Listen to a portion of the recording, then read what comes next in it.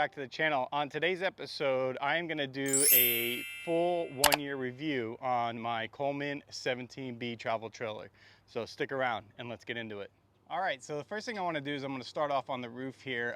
As you can see already in the frame, I have installed 2 100-watt solar panels. This isn't to actually run my camper off-grid for long amounts of time, but what this is for battery charging off-grid while I'm away from the camper and storage and stuff like that, as well as if there's a power outage, I can help assist the battery with running electronics while the power is out. There are better options out there if you want to do like a full off-grid system, but you can go check out some of the other videos on YouTube out there for that. As far as the roof itself, I haven't had any issues with leaks. I've had no issues with the AC, no issues with the venting, or no issues with any of the lap sealant that was installed from the factory. I checked over all the seams. I had full coverage, but I have seen some videos out there where there is some missed coverage. Again, this is all done by people, so there is human error involved. Always check your own, but I've had 0 issues in a year with this roof leaking. So with that being said, there's not too much else to cover up here. Let's go ahead and head back down. All right, now that we're back down on the ground safely, let's go ahead and talk about some of the exterior. So on this model, I've also had no issues with any leaking or issues with any of the products that came from the factory, but I have done a few upgrades, kind of like these vents here. What these do is they keep the bugs out from getting into your exhaust. Other little things, if you have the early 2025 17B and 17R models, they didn't come with the LED awning light, so I added that one for myself. 2025 early models and beyond, they didn't come with it. They only had just the porch light there. So that is an addition that I did. It's been working great for a year. And I'll be linking all these things that you see in the video in my description below. I actually made a whole camper kind of wish list for you to be able to click on and just go through and see everything that I've added to this trailer if you're interested. So that'll be in the description down below. But follow me over this way. So you have your outside outlet here. This is GFI protected. This is running on a circuit. So a lot of times people will lose power inside and not know why they lost their power. The first place you want to check is out here. Usually if you pop this, it will cause outlets down the chain not to be able to work inside. So remember that your GFI protected outlets are all on a loop, and when the GFI pops, then down the loop from that GFI, it will no longer work. Now, if you come down and look inside of here, there's no GFI reset button on this. What that means is the GFI is actually on a different outlet inside, and I'll show you that later. So if this isn't working and anything else down the chain isn't working, check that GFI first, and I'll show you that later.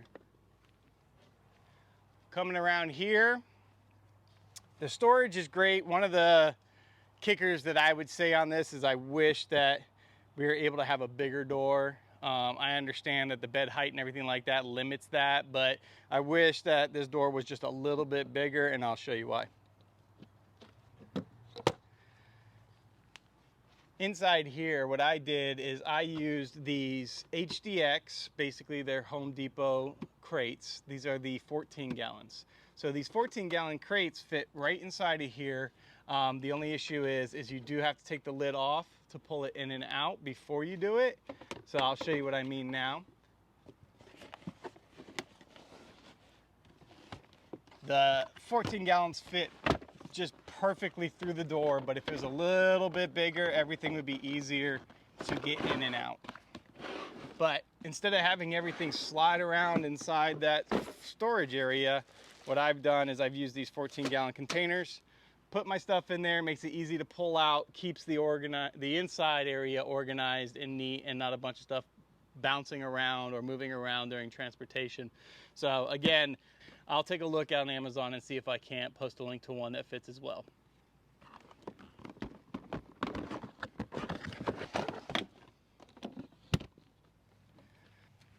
All right, moving around to the front, the one thing that coming stock that I immediately upgraded was going to be this right here. Is a power operated version of the one that comes with our trailer, where it's a hand crank. Highly recommend this upgrade. Easy installation. You just run the lead to the battery, and then you can, instead of having to crank your trailer, you can use this power jack to actually lift and lower your trailer without any exertion there. The next thing I did is I added the dual propane tanks, because the single propane tank, when you're using, especially on these newer models with the instant hot water heater, and you're running your stove or anything else, I did an adapter so I can run things off the side like my grill. You're gonna want a second tank. One, just to have the extra fuel depending on how long your stay is. Two, it makes everything much easier to fit in here when you put that long spread stand, and then you can add this back here, which was my next one, and that is a battery box. I also did the lithium upgrade, so that's all stuff you can do in the future. But inside here you can see I have two 100 amp hour lithium batteries, and what that does is that doubles my capacity of use, and it also is lithium, so it is much lighter on the tongue weight, as well as provides better long-term storage and no maintenance. As you know, or you may not know, with the stock battery, single battery that comes with this, it is a maintenance battery, so you have to top it off with water. It's a deep cycle, but you have to top it off with water. It's not the sealed batteries that are maintenance free. Even, it's usually a very cheap battery. Now, each location is gonna give you a different battery depending on where you purchase your camper or if you bought it used, but I highly recommend doing the lithium upgrade. And on this camper, it comes with the auto detect charger, so I'll show you that later, so you don't have to do anything extra to upgrade to lithium. All right, follow me around this way. So another thing that I added was this battery shutoff switch. This is important because, especially if you leave your trailer parked for long periods of time, you know, maybe up to a month or so, there is a slow drain even if you're not using anything on these campers if you don't turn the battery off. The fridge light stays on, but you can turn the fridge to 0, but it does receive power, so it has a low drain, as well as your carbon and LP gas detectors. Those stay on even if you're not using the camper, so those will also drain battery power. A lot of people on the forums talk about it all the time, that I came out, my battery's dead, it's a brand new trailer. It's because you have to get a battery shut-off switch. That way you can turn off your battery, there's no drains coming from your battery, and then when you get back out there, it'll just be its own discharge that happened and not a device that has slowly drained your battery. On this side over here, if you want to come in close, what I did is I installed a 2500 watt inverter, as well as a charge controller. I know it may be hard to see, but there's a charge controller up here that shows what my solar is doing, and controls the charge of the batteries from the solar itself. And then the 2500 watt inverter was wired into the loop that was provided from the factory on this model. And what that does is it will power the outlets inside the camper, not your air conditioning. You have to do something separate for that, but it'll power your outlets inside your camper so that you have 110 volt power off grid. So if you're not camping somewhere with power, you can use your batteries to power your electronics inside. Another thing before I get out of here is I added the front stabilizers. These are something you're really going to want to do on this. It really does help with stabilizing this trailer. Even though you can use just the front jack and the 2 rear stabilizers with the wheels being on the ground, you will get some swaying in the travel trailer. So these are an easy under $100 quick addition to the camper that's going to make your camping life much better. All right, moving down the side here, a lot of people know that, and you can see my AC is running right now. It's well over 90 degrees here in Florida. Very, very hot outside. And you get these stains down the side of your paneling here. That is something that you are going to have to keep up with on this specific camper, because as these things drain, and it happens on other campers as well. My parents have a very nice, almost 30-foot long RV trailer that gets these as well from water rundown. So make sure you just keep up with it. Each time you bring it home, you can see here if you get in close, I just wiped it with my finger. It's just a residue. All you gotta do is get some simple green on there, scrub it with a brush, clean it off, and then I always say make sure you re-protect it. So whenever you do your wash and you get it home, scrub it, and then recoat your trailer with whatever you prefer to use. A wax, I use ceramics. That way it helps keep the finish protected, and I can go longer intervals without having to do upkeep on it. The one issue I did have when I got this camper is I noticed that this piece here started, the silicone wasn't completely sealed around my plug. I never had a leak. I noticed it before I ever got an opportunity to leak it. So all I did was add more silicone sealant around the top edge here where it was not attached. But other than that, I've had no issues with this. The one thing I will say is that this pull out cord style plug is not the greatest. You will get kinks, you will get knots, stuff like that. So if you are having an issue, don't tug on this thing, because you could break internally, or you could break this fitting here or your paneling, or damage some stuff. So if you're feeling resistance, stop. All you gotta do is remove the bottom bunk board and you have access to the coil on this, and just make sure it's not in a knot. I've even seen some cases where from the factory they wrapped it all up, but then they tied it and they never untied that, so you couldn't even pull out the cord. I've seen it one time, but mine didn't have that issue. It was free, but I have had times where I felt a little resistance. I pushed back in and then pulled back out, and it must have just been a little like catching the coil, and it started coming back out. So if you have issues with that, that's the one thing I don't like about this style. I would rather have the one that I plug in here and then plug in to the pedestal wherever we're camping. But so far, this one's doing well. When I do have an issue with it, I'll change it out.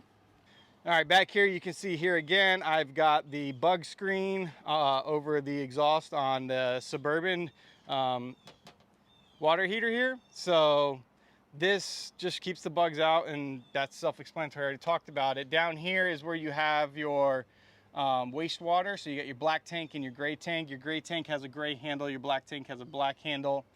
Around here, the bumper, a lot of people complain about the bumper or worried about the bumper. I know in the past that there were issues with the bumpers, but I haven't had an issue. I even mounted a spare tire and a bike rack on mine, but I also added these safety struts, and then also people have been losing their bumper covers.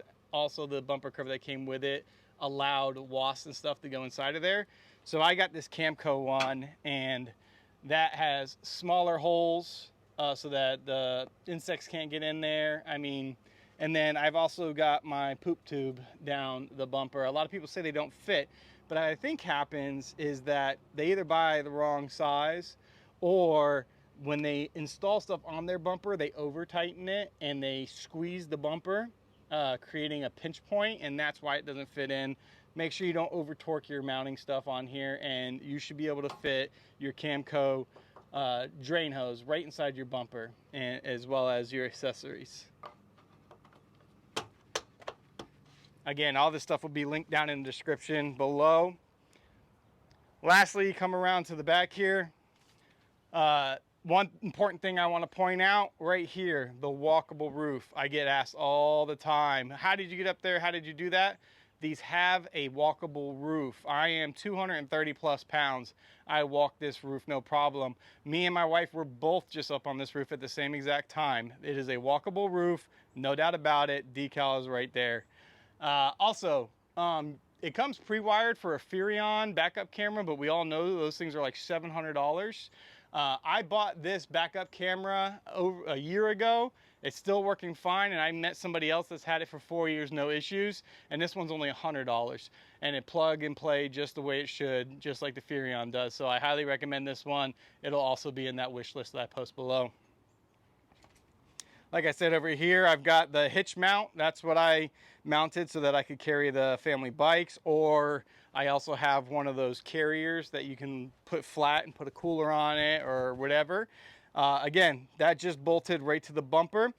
I had questions from users below about, well, I can't fit it because the metal is too close and I can't get bolts and stuff in here. This metal right here is actually about an inch longer than it needed to be.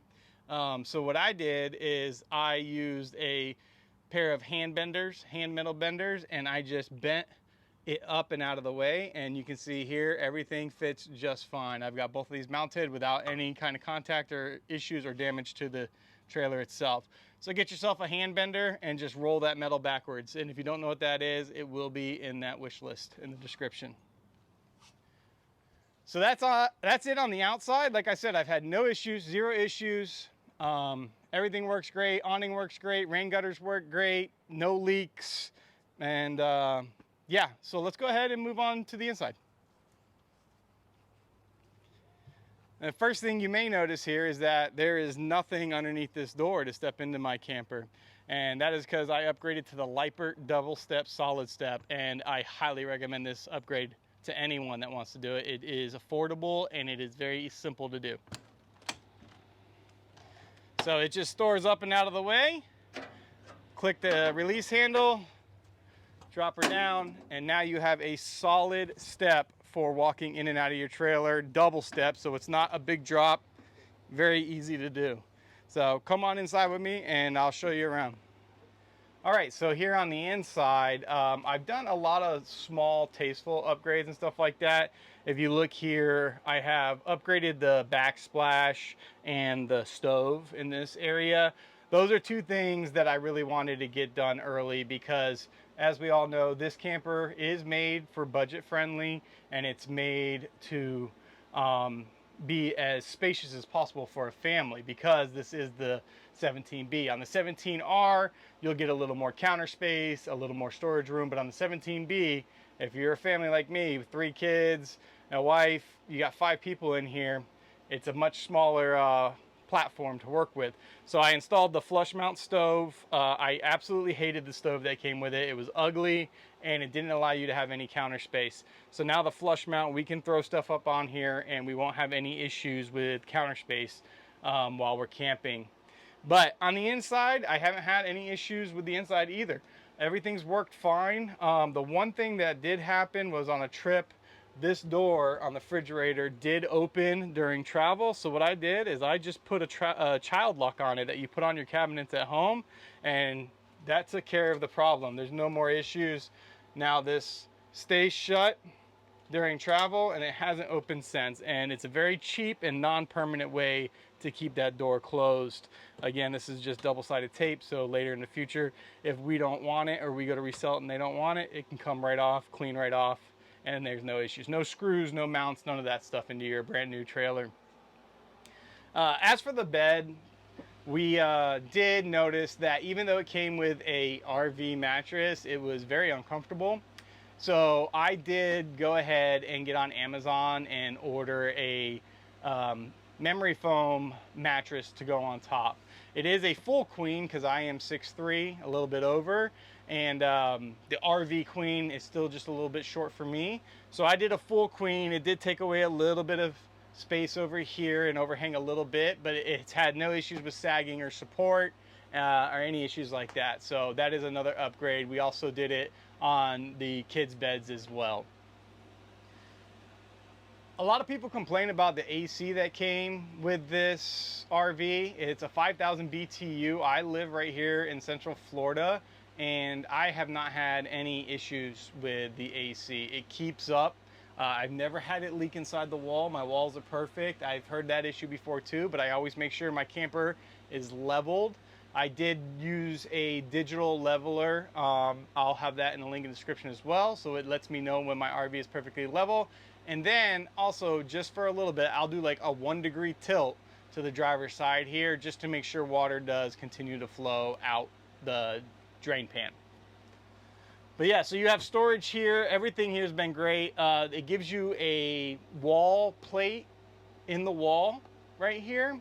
It's marked from the factory. If you don't have the sticker on the wall, just know that there is a wall plate back here and you're able to mount a TV. This is a 32-inch. You can put a 32-inch TV here with no issues at all. Mine is on an articulated swivel mount.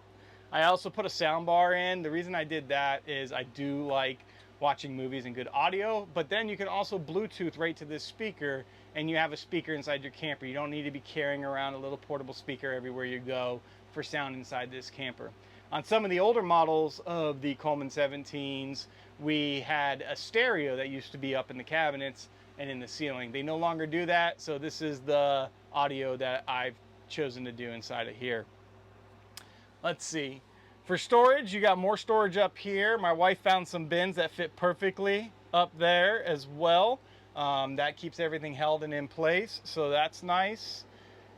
I installed privacy curtains. This does not come with it, but this is another upgrade I recommend. Basically, when we're all sleeping in here as a family, we can just pull these curtains all the way across, and it gives us our privacy. The kids also have them installed on their bunks, so they can close those and have privacy. It also blocks out light if somebody else is up and you're ready to go to bed. As for the dinette area, so I've enjoyed it. I think we've all enjoyed it. Did you enjoy it, babe? She says yes. A lot of people complain about it, but I think it's a great area, especially if it's raining outside or something like that. Everybody's like, well, we just eat outdoors. But I live in Florida. It rains. So you got to have a place to eat inside, too, for when those storms happen. We're going to keep this. We're not putting a couch in here. I actually like it. We play card games with the kids on it, stuff like that. And another thing I like is the actual way the table is. A lot of people go to the pedestal style table. I don't like that upgrade, because the thing I like about this table is I can bring this table outside for added counter space, or if there is not a picnic table at the campsite that we're using or where we're camping, then I have a table that I can bring right outside, sit on the ground, and use that as my picnic table. So we enjoy it. We think it's a great addition. We like it, and we're keeping it. All right, let's turn around back here. For the fridge, I already talked about that. We have the microwave. I've had no issues with that. We haven't had to use it, but I've ran it a couple times, and I haven't had any problems with security or power issues. The fridge has worked great, kept the food cold. And then on these models, the 25s, we also got the upgrade of, instead of the space fireplace heater style, the electric heater, we got a propane furnace, which huge upgrade, and another reason to have those double propane tanks, so you can always have your heater available and your hot water heater available and your stove available, all running on propane. So you want that double tank storage, especially on these newer models with the propane furnace. If you live in a cold area, who knows if I'll ever even use that. I added these little bars here to keep things in. So these are just expandable bars you can get on Amazon. And they just twist lock to extend, and then you put those in there, you twist them, and then they act as, you know, a cage for things not to fall out while you're traveling. I did it on the cabinets so that things don't fall. I add little things like these things, toothbrush holders, equipment holder, all kinds of stuff. You can put whatever you want in there, however you want to, and it'll hold it. Use it for utensils or spatulas or anything you want. But as far as the cabinets, everything's worked well. The magnetic latches are nice. Everything is solid. Down here you have your under cabinet space. We have our trash can, our Keurig, our toaster, things like that. Just a little extra storage. It's a huge amount of storage. I really like how much storage they have back there. And to be honest, if you remove this faux panel here, there's even more storage back there that you can gain if you just recustomize the way it's configured. All right, so down here, what I want to talk about is the control center. Your control center, like I said here, you can see the sticker. I've left it on so far. I will be removing it, but now that I've got it on film, I can reference back to it, and I'll take a picture of it for others. But right here where it says lead acid to lithium, it auto detects whether you have a lead acid battery or a lithium battery. So you don't have to upgrade anything else to run lithium in this travel trailer. And then back here, all you're gonna do is push this top here, it pops down. And this is where your main breakers are, your GFI breaker and inverter breaker is, your AC breaker is, your microwave breaker is, and your converter. And your converter is what turns your 110 volt AC power into 12 volt DC power to charge your battery. So you have converters which convert from AC to DC, And then you have inverters, which we saw up front earlier, which convert DC back to AC. So that's what that is. And then on the right hand side here, you have all your 12-volt fuses as well.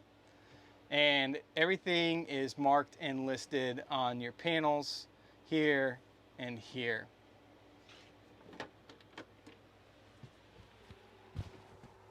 All right, lastly, let's go ahead and get in. Oh, before I run off, here's your thermostat for your furnace. This is just for your furnace. This does not operate your air conditioning. Your air conditioning is completely separate. This is just for your heat furnace.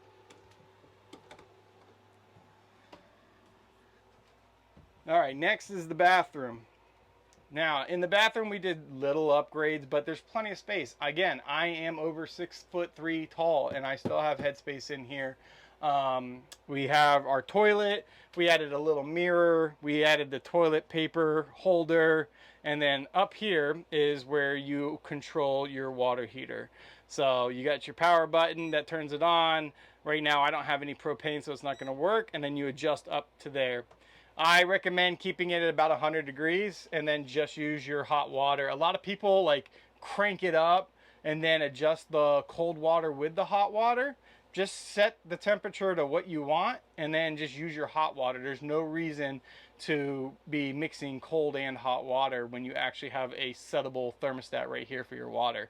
One, that's going to save you propane on your heating of your water, and two, it's going to save you water because you are not spitting out more water than needed. Speaking of that, in here you'll see that I have upgraded the head of the shower because the one that comes with it is very cheap. This is the Oxygenics RV shower head. This gives you more pressure and gives you more options while also using less water. So that is a major plus, and I will highly recommend that. As well as I installed these vent fans inside both vents. So both the interior one and this one have vent fans. So now whenever you're using the restroom and you're making a number 2, you can just turn this on and it exhausts the fumes out of here. You can also use it for when you're taking a shower so that the moisture and the humidity gets pulled out of the shower, so you're not putting a bunch of humidity into the camper. And you can also run it both ways. So you can pull air in or you can push air out. Highly recommend those as well. That was a great upgrade. And then these basically keep heat out, and I'll talk about that in a minute. We know that this camper is small, and it's poorly insulated. It's, again, a budget family travel trailer.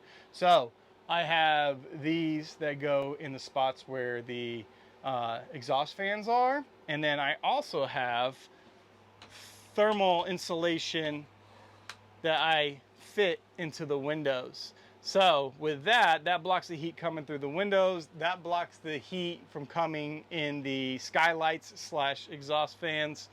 And it really, really helps with keeping this camper cool. So what are my final thoughts on this camper? One, living in Florida, I think the camper is great. You can't beat the price of this camper.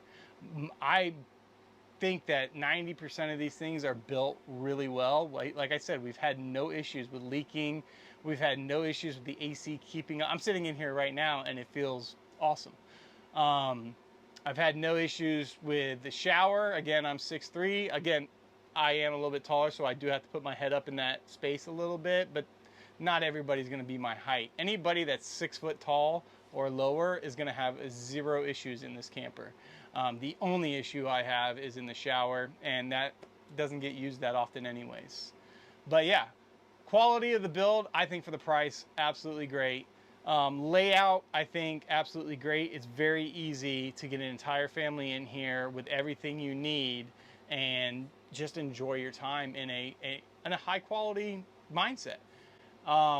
As far as trailability, I have a 2019 Chevy Silverado LTZ with the 5.3 V8 in it and the 8-speed transmission, and I have no issues trailering this at all.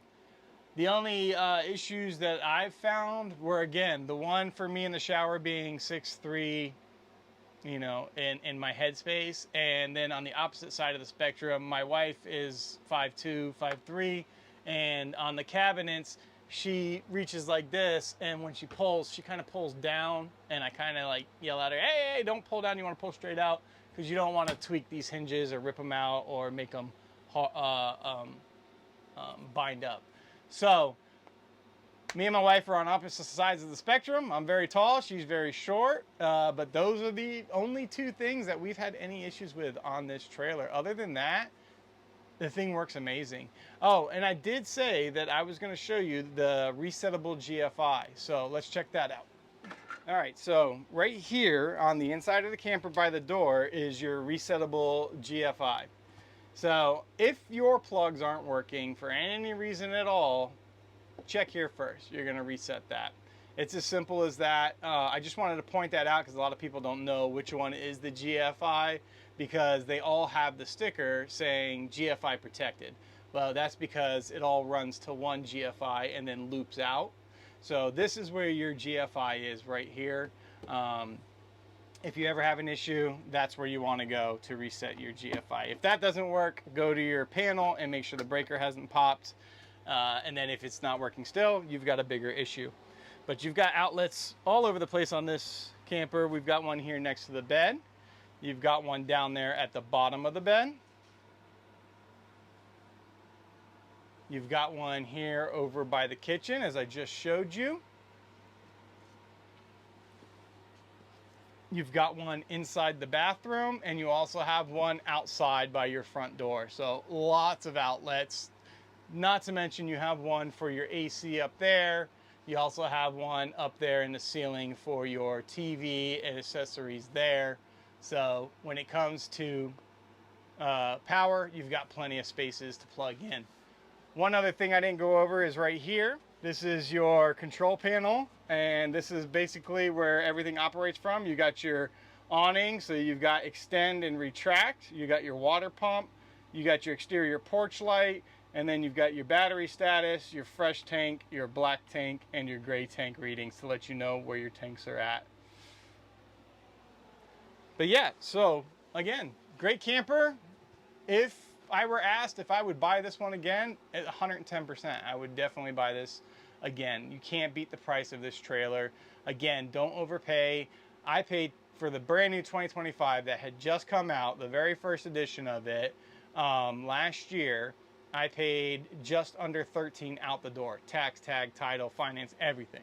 So you can get a great deal on these. And then they hold their value. I see these trailers still sell that are 2021s and 2023s for $10,000. So you might just want to consider buying new if you've got the money, because they don't lose the value.